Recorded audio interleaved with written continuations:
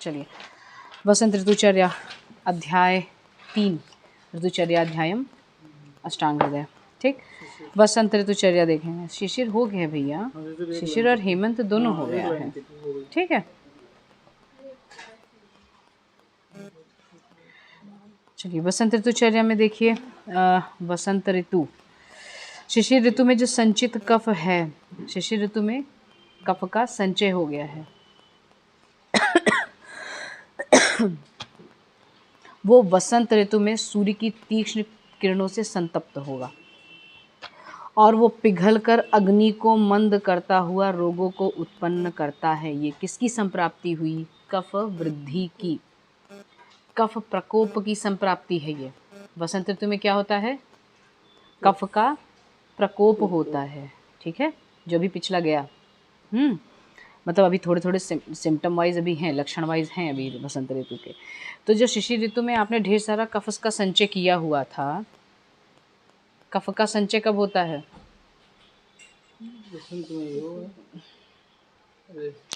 बोले जा रही तुम कहाँ हो दिमाग से? शिशिर ऋतु में होगा ना, अभी मैं तो बोल रही हूँ ना कि हाँ कफ का संचय शिशिर ऋतु में होता है। चाहे ये कह लो कफ का संचय शिशिर ऋतु में होता है या शिशिर में कफ संचय होता है, दोनों एक ही बात होती है ना। अब ये तो बताने की जरूरत नहीं है, एक्टिव पैसिव वॉइस। ठीक है, तो शिशिर ऋतु में जो आपने कफ संचय किया हुआ है, ढेर सारा ऑयली खा खा के या फिर ढेर सारे पकवान खा खा के, अब वो सूर्य की तप्त गर्मी से, मतलब तप्त सूर्य के किरणों से शरीर में पिघलता है। जो कलेक्टेड था, पिघलने के बाद में क्या होगा? वो अग्नि को मांद करेगा। जब मिड बॉडी तक आएगा तो अग्नि को मांद करेगा और रोगों को उत्पन्न करेगा। अतः शीघ्र ही कफ दोष को जीतने का प्रयत्न करना चाहिए। जीतने का प्रयत्न का यहाँ पे ये मतलब है कि इसको निकालना है, प्यूरिफाई करनी है, प्यूरिफिकेशन ऑफ योर बॉडी। ठीक है, with the help of which प्रक्रिया? कौन सा पंचकर्मा लगेगा यहाँ पे वसंत ऋतु में? वसंत नहीं, वसंत है, हाँ वमन है। ठीक है, इसके लिए इन्होंने आगे लिखा ही हुआ है, देखो, तीक्ष्ण वमन कराइए, नस्य आदि कराइए, लघु और रुक्ष भोजन दीजिए, व्यायाम करवाइए, उद्वर्तन कराइए, आघात से भी जो कुपित कफ है उसको जीतना है, स्नान कराना है, कपूर, चंदन, अगरू और केसर का शरीर पे लेप करना है। खाने में क्या देंगे इसको? अच्छा पहले यहाँ तक देख लीजिए। तीक्ष्ण वमन क्या करेगा? कफ का बाहर निकालेगा। कफ को बाहर निकालने के लिए तीक्ष्ण वमन, this is the purification of your body. उस दिन तुम पंचकर्मा पूछ रही थी ना कि पेशेंट को बता रहे हैं पंचकर्मा कैसे, देख लो, सीख लो। पंचकर्मा एक सर्विसिंग है बॉडी की। ठीक है, बॉडी सर्विसिंग कैसे होती है? जैसे गाड़ी की सर्विसिंग क्यों कराते हैं? ताकि गाड़ी में माइलेज बढ़िया रहे, बना रहे, है ना, उसका बरकरार करने के लिए। तो अपने आयु की भी कुछ माइलेज होती है, ईश्वर ने दे रखी हुई है ना। अब कचड़ा वगैरह खा के, कचड़ा मतलब दिस इज हाँ, एक आप इसको अतिशयोक्ति समझ लीजिएगा कि हमने ऐसा बोला, लेकिन जो फास्ट फूड है वो कचड़ा ही है अपने बॉडी के लिए। फास्ट फूड है और हाइब्रिड फूड है, ये सारी चीज़ें जो है ये कचड़े के ही रूप में आती हैं, ये डाइजेस्ट नहीं होती हैं, कुछ ना कुछ व्याधि ज़रूर करेंगी।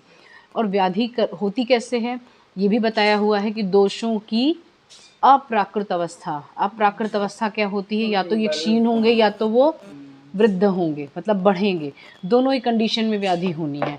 तो जब दोषों के ही ऊपर सारी व्याधि हो रही है, क्योंकि दोष दूषित होंगे तभी वो धातुओं को दूषित करते हैं, तब व्याधि होती है। तो दोषों को जीतने के लिए ही सबसे पहले उन्होंने प्यूरिफिकेशन बता दिया कि अगर मात्रा में, प्रभुत मात्रा में हो रहे हैं, मतलब बहुत ज़्यादा अमाउंट में हो रहे हैं, तो उसको शरीर से बाहर निकाल दो। यही एक प्रक्रिया जो है पंचकर्मा, प्यूरिफिकेशन, या इसे कह सकते हैं सर्विसिंग ऑफ योर बॉडी, ये एक प्रोसीजर जो है ये आयुर्वेद का बहुत बड़ा योगदान है। ठीक है, बाकी किसी पैथी में ऐसा नहीं होता है कि कॉजेटिव फैक्टर को निकाला जाए, सब में सिम्टम्स सबसाइड किए जाते हैं। मेडिसिन दिया, सिम्टम्स कम हो गए। हमारे यहाँ भी ये शमन चिकित्सा वही है कि आपको शमन चिकित्सा जो होती है मेडिसिन पे ही जो होती है केवल, तो वो केवल ही शमन कर, दबा दिए जाते हैं दोषों को। पंचकर्म मतलब उसका शोधन पूरा निकाल दिए जाते हैं, बॉडी से ही बाहर निकलेंगे वो दोष। ठीक है, तो ये सर्विसिंग समझिए बॉडी की। और इसको ऐसा नहीं है कि केवल व्याधित अवस्था में ही कराना है, अगर स्वस्थ पुरुष है अपने स्वास्थ्य की रक्षा के लिए भी, क्योंकि स्वस्थ से स्वास्थ्य रक्षणम, पहला जो इसका ध्येय है वो भी कंप्लीट होता है, ये भी पंचकर्मा होता है। इसमें केवल तीक्ष्णता कम रहती है मेडिसिन की, ठीक है, और बॉडी हैबिचुअल हो जाती है, ठीक। अब नस्य भी देने से कफ कम होता है। लघु और रूक्ष भोजन कराएंगे। लघु होगा जो खाने में जल्दी पच जाए, और रूक्ष भोजन होगा क्योंकि कफ है, ठीक है, तो उसको रूक्ष भोजन कराएंगे। कफ की बात आती है तो कफ के अगर गुण देखेंगे तो कफ क्या है? स्निग्ध है, गुरु है, और क्या है? और क्या है? कफ के गुण बताइए है। और सुलक्षण,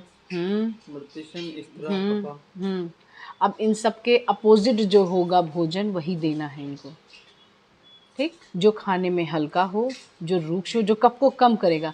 हर एक तरीके से वहाँ बॉडी में कफ को कम करना है। पहले तो उन्होंने बताया कि कफ को निकाल दो, तो आप ये मेजर नहीं कर सकते ना कि पूरा का पूरा कफ निकला कि नहीं। तो जो बचे हुए प्रभुत मात्रा के जो थोड़े से बचे हुए कफ होते हैं उनको नेक्स्ट वाले स्टेप से नस्य से करिए।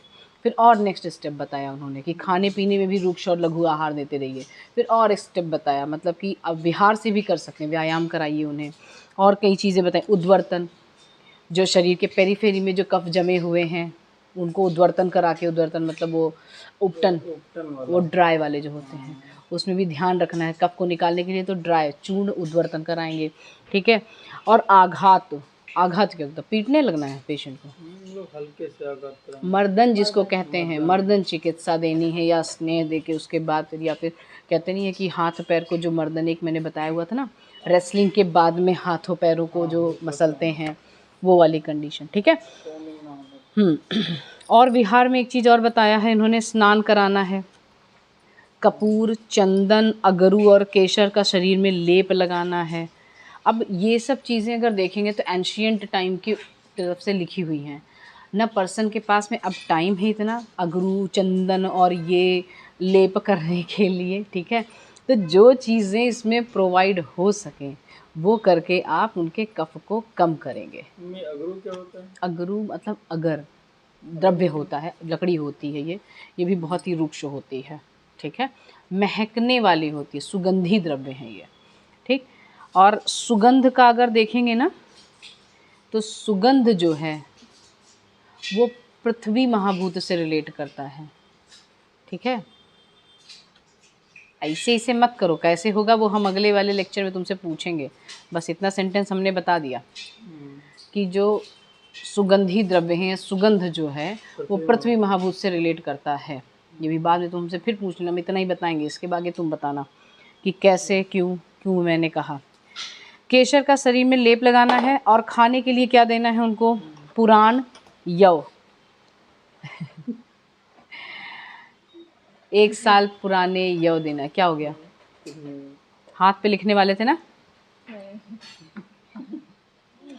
गोधूम यूज़ करना है, वो भी पुराण। मधु यूज़ करना है, वो भी पुराण। पुराण जब बात आती है तो वो 1 साल पुराना, 1 साल कंप्लीट हो जाने तो उसके बाद वो पुराण में आने लगता है, ठीक है। जांगल मांस यूज़ करना है। जांगल पशु पक्षियों के मांस को शूल में पिरोकर और भूनना है। What is the procedure of this dish? Which procedure? कौन सा प्रोसीजर है ये जो मैंने अभी बताया? जांगल मांस को शूल में पिरोकर भूनना है। It is very delicious for the non vegetarian. हाँ, तुम लोग बड़े चाव से खाते हो, बिकॉज आई एम तो pure vegetarian, but you know about this. शूल मतलब शलाका, मतलब लोहे की या फिर किसी भी मेटल की शलाका हो सकती है। जांगल मांस को लेना है, उसको उसमें पिरो देना है, मतलब उसमें जैसे धागे में पिरोया जाता है वैसे उसमें फंसा देना है। उसके बाद उसको भूनना है। What is this? रोस्ट करके खाना है। गधे हो क्या यार, लड़के इतना सब कुछ बताओ, तुम तो नॉन वेजिटेरियन हो, फिर तुम क्यों नहीं बता पा रहे हो? इतना कुछ बताने के बाद तुम किचन में नहीं जा पाए मेंटली कि हाँ वहाँ जाके जो मांस को ऐसे पिरो के वो जो फ्राई किया, ड्राई रोस्ट किया जाता है। धन्य हो। चलिए ठीक है। इसको मतलब जो मांस है जांगल पशु पक्षियों के मांस को शूल में पिरोकर जब इन्होंने बताया हुआ है भूनने के लिए, it means totally roasted, dry roasted, लेकिन और उसमें मसाला वसाला मत लगाने लगता, इन्होंने ड्राई रोस्टेड बोला हुआ है क्योंकि यहाँ पे पहले ही बता दिया हुआ है लघु चाहिए, रूक्ष चाहिए, ठीक है। और भुनी हुई चीज़ें लघु हो जाती हैं, इसलिए भुना हुआ चना भी ड्राई है और वातकारक होता है। वो जो पानी में भिगो देते हैं चना, ये वो नहीं, वो तो जल का उसमें संस्कार हो गया, वो नहीं, वो हैवी हो जाता है। और कुछ समय बीत जाने दीजिए, जब अंकुर आ जाते हैं वो और भी गुरु हो जाता है क्योंकि वो एक पेड़ बनाने की क्षमता रखता है। और जो अंकुरित होने के बाद में वो सबसे ज़्यादा गुरु होता है पचने के लिए। इसीलिए अग्नि मांद के लोगों को अंकुरित चीज़ें मना होती हैं, या आप अंकुरित चीज़ें मत खाइए क्योंकि वो हैवी होंगी पचने के लिए, बहुत ज़्यादा भारी हो जाती है, ठीक है। हाँ, नेक्स्ट देखिए, इन्होंने फिर से वही चीज़ें जो पिछले वाले में बताया हुआ है। प्रिया द्वारा परोसे गए आम्र रस से सुगंधित आस्वाद, प्रिया के कमल रूपी नेत्र से प्रतिबिंबित, मन को प्रसन्न करने वाले, हृदय जो हृदय को अच्छे लगे, निर्दोष जिसमें कोई प्रकार के दोष ना हो, आसव, अरिष्ट, सिधु, मार्द्विक और माधव को मित्र मंडली के साथ पीना है। इतना सब कुछ बताने का एक सिंपल सा मतलब ये है कि आपको अल्कोहल की प्रॉपर्टी का कुछ पेय लेना है। जब अल्कोहल की प्रॉपर्टी का पेय देखते हैं तो इन्होंने सारी चीज़ें लिखी हैं, जिसमें आसव है, हो सकता है, अरिष्ट भी हो सकता है, सिधु is also a type of alcohol, मार्द्विक is also a type of alcohol, माधव जो मधु से बनी हुई सुरा होती है उसको भी अल्कोहल प्रॉपर्टी जिसमें आ जाती है उसे कहते हैं, ठीक है। और उसको मित्र मंडली के साथ में बैठ के पीना है। मतलब जब आप मदाते चिकित्सा की चैप्टर पढ़ेंगे तो उसमें बताया हुआ है कि मद्य पीना कैसे है, एनवायरनमेंट कैसा होना चाहिए, आपकी मित्र मंडली कैसी होनी चाहिए, अमाउंट कितना होना चाहिए और कितना, मतलब उसके साथ में क्या चाहिए, मतलब उन्होंने खाने पीने की सारी चीज़ें व्यवस्था बताई हुई हैं, बट प्रॉपर अमाउंट में होना चाहिए। अवस्थाएं भी बताई हुई हैं मद्य की, कि प्रथम अवस्था, द्वितीय अवस्था, तृतीय अवस्था, ये भी सारी बताई हुई हैं। अभी जब आप आगे चल के द्रव द्रव्य विज्ञानी अध्याय पढ़ेंगे तो उसमें मद्य के सारे प्रकार, उसको उससे रिलेटेड जितनी भी बेनिफिट्स हैं वो, और उसके जो ड्रॉबैक्स हैं वो, किनको पीना चाहिए, किनको नहीं पीना चाहिए, किनको किससे बनी हुई सुरा पीनी चाहिए, ये सारी चीज़ें उन्होंने लिखी हुई हैं। This is the common sentence कि आपको सुरा पीनी है। अब अल्कोहल प्रॉपर्टी का द्रव्य पीने के लिए इन्होंने ये सारे ऑप्शन दिए हुए हैं। It is up to you कि आपने अपने लिए प्रकृति के अनुसार, व्याधि के अनुसार, अगर आप स्वस्थ हैं तो उसके अनुसार किस तरीके की सुरा का चयन किया हुआ है, ठीक है। और जब मित्र मंडली देखो, जब वहाँ पे जो बताया हुआ है ये रूक्ष प्रकृति का है। जब वही मैं बताने जा रही थी कि जो मद्य है वो रूक्ष प्रकृति का है, मतलब उसमें रूक्षता बहुत ज़्यादा होती है। तो dryness is not only for the शारीरिक ड्राइनेस या शारीरिक रुक्षता, यहाँ भी रुक्षता आती है, मन में भी रुक्षता आएगी।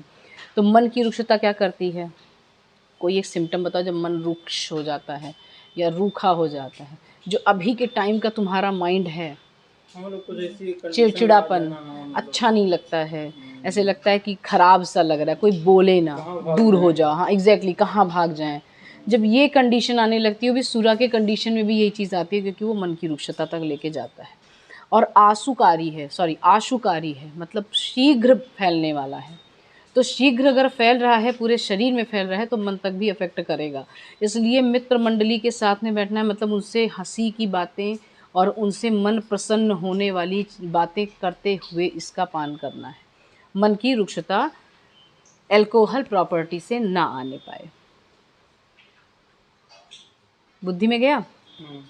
इसमें जितनी भी चीज़ें हैं सब उसी से रिलेटेड हैं। जब आप मद्य के गुण देखेंगे तो 10 गुण बताए गए हुए हैं। उन 10 गुणों को कंपनसेट करने के लिए सारे वातावरण की चीज़ें वहाँ रखनी है। उष्ण होता है इसलिए जो शीतल माहौल होना चाहिए, ठीक है। शुंठी से सिद्ध जल पीना है, इसके बाद नहीं, मतलब ये इसके बाद का बता रहे हैं। लेकिन हम मध्य जो है वो कफ को ही तो बढ़ाता है। कफ कहाँ बढ़ा रहा है मध्य? कफ ही तो बढ़ाता है। तो अग्नि मांद्य करेगा तब बढ़ाएगा ना, कफ को भी तो। कहाँ कफ को बढ़ा रहा है भैया? रुक्ष है ये, वातकारक है। नहीं मैम, वैसे तो त्रिदोष प्रकोप होता है, लेकिन त्रिदोष सबसे प्रकोप पहले है। मतलब जो इमीडिएट वाला है वो पहले कफ ही प्रकोप होता है, फिर पित्त, अच्छा। फिर वात, फिर लास्ट में जाके वात प्रकोप होता है। अच्छा, जो वो वाला श्लोक आप मुझे वो बताइए कि वयो अहोरात्रि भुक्ता नाम ते अंत मध्य दिगा क्रमात्। वो नहीं याद है, बट मैंने भी उनकी वय अहोरात्रि और भुक्त में स्टार्टिंग की अवस्था जो होती है वो कफ की होती है। तो जब मध्य जाता है तो कफ का प्रकोप सबसे पहले, क्योंकि त्रिदोष प्रकोपक, जब भी त्रिदोष प्रकोपक चीज़ें देखते हैं तो कफ प्रकोप ज़्यादा रहेगा उसमें सबसे पहले। क्यों? क्योंकि वो आमाशय में गया और डाइजेशन होने के बाद में होना है, तो सबसे पहला प्रकोपक कफ होगा, उसके बाद पित्त, उसके बाद वात होगा। ठीक है। मोस्टली जब फाइनल जो रिजल्ट मिलता है वो वात प्रकोप और पित्त प्रकोप दिखता है। पित्त उसके बाद में दिखता है। पित्त तो अग्नि से रिलेट कर जाता है ना, क्योंकि उष्ण गुणात्मक भी है, उष्ण प्रकृति भी है, उस तरीके से। ठीक है। वैसे तो त्रिदोष प्रकोपक है ही। अब हाँ, शुंठी जल पीने के लिए बोला हुआ है। शुंठी उष्ण गुणात्मक कफ को ही कम करने के लिए इन्होंने बोला हुआ है। शुंठी से सिद्ध जल पीना है, मतलब शुंठी से प्रोसेस्ड जल बनाना है, वो पीना है। साराम्बू ढूंढते हैं, फ़ोन करते हैं उनको, ये श्लोक कंप्लीट होने दो। साराम्बू मतलब असनादि से जल सिद्ध करना है। असन आदि के गण बताए गए हैं, असनादि गण के द्रव्य लेना है, उससे प्रोसेस जो जल बनाना है और वो पीने के लिए बोलना है। मधु का शरबत बना के देना है। मधु का शरबत बताया गया हुआ है, गरम में मिक्स नहीं करने के लिए बोला हुआ, इसलिए पी सकते हो। और मधु कर्षण का काम करता है, लेखन का कार्य करेगा। है भले ही वो स्वीट प्रॉपर्टी का, पर वो कफ का छेदन करता है